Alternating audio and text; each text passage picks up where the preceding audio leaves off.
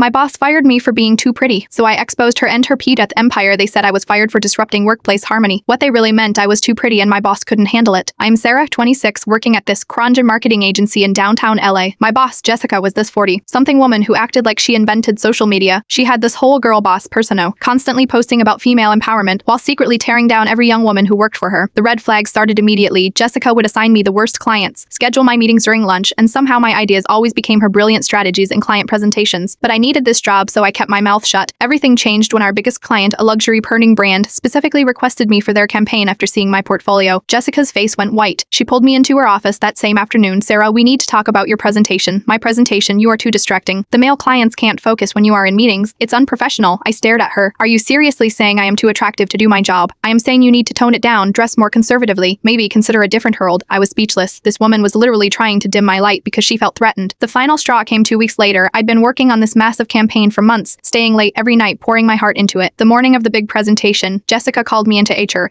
"We're letting you go effective immediately." "What?" "Why, you are not a good cultural fit. You make other employees uncomfortable." I knew exactly what this was about. The Heening client had been asking for me specifically, and Jessica couldn't stand it. But here's where it gets interesting. As I was packing my desk, I noticed Jessica had left her laptop open, and there in her email drafts was the real campaign she was about to present. My campaign, word for word, design for design, everything I created. I took a photo, then I kept digging. Turns out, Jessica had been stealing ideas from fired employees for years. Her entire award-winning portfolio was built on other people's work. She'd fire talented women, steal their projects, and take all the credit. I found emails, file timestamps, everything. This woman was a complete fraud. So I did what any self-respecting millennial would do. I created a detailed Instagram story exposing everything. Screenshots, evidence, the works. I tagged the agency, all their major clients, and every industry publication I could think of. Within 24 hours, it had gone viral. The Caning client pulled their contract. 3 other major clients followed. Industry blogs picked up the story. Jessica's fake empire was crumbling in real time, but the best part, the agency's CDO called me personally. Pertinently, they'd been getting complaints about Jessica for months, but never had proof. My evidence was the final nail in her coffin. "We'd like to offer you Jessica's position," he said, "with a 40% salary increase." I accepted. Jessica was fired that same day, escorted out by security while I watched from her former office. The Caning client, they signed an exclusive contract with me personally. Read out.